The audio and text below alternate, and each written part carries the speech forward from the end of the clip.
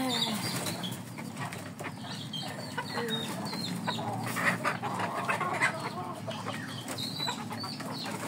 good morning mga ka-friendship. Good morning. Nandito po tayo ngayon sa likod ng bahay. Nandito po yung inyong retired mom. Tayo po ngayon ay magkakain ng alagang mga manok. Yan, ang gulo-gulo nila.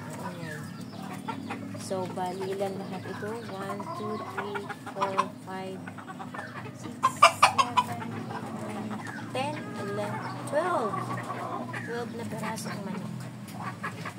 Alam mo mga ka-friendships, ang tanong bakit na ba ako nag-aalaga ng manok? Well, wala lang. Gusto ko lang. Sabi na, kakatayin, iulang. Alam, nalagaan ko nga, tapos kakatayin lang. Magsabong kaya tayo. Tanda nga. Ay, charot. No. Wala lang. Gusto ko lang mag-alaga kasi ako ay animal lover. May pusa, may aso, may manok. May palaka. Ayan, kinupahan na naman yung babaeng manok, mangingitlog. Pag may itlog po kasi, pwede tayong kumuha ng itlog at instead of buying at the market. So, nakatipid po tayo ng nakasave tayo na ang gulo-gulo nila. So, papasukin ko na po itong mga wait lang. Yan na po. Dito. Sandal na, bintay. Tama na yan. Ang dalawang makulit. Ayan.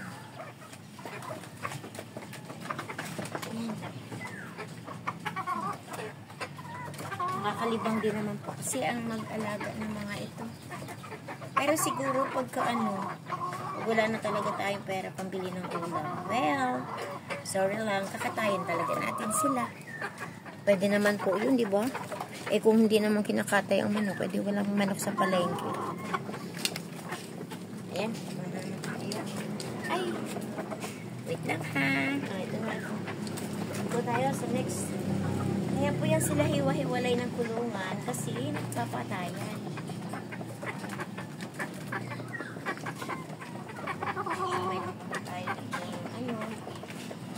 Mayroon pa tayo dito sa baba. Ayan. Ayan, hiwa-hiwalay. Meron dyan, meron dun. Ayan, ampalaya. May ampalaya. Hello. Dito tayo sa baba. Tayo ay bababa. Baba tayo mga kaka-friendships. Yeah. Baba tayo. Dito tayo sa ating tandang. Ayan mga tandang. Okay na. Ay, nakatay may tubig yung iyong lalagyan. Lalagyan ng tubig. Ang dali, makapaghintay ba? Tatapon, wait lang. Wait. O, ayan, ikaw. Sa'yo. Meron pa doon sa baba. Ayan, dyan tayo. Tayo sa baba.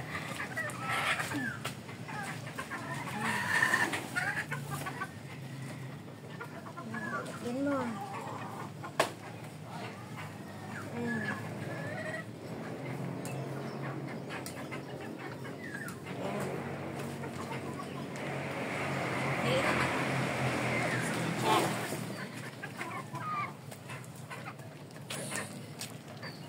Okay, so done na po tayo magpakain sa ating mga manok.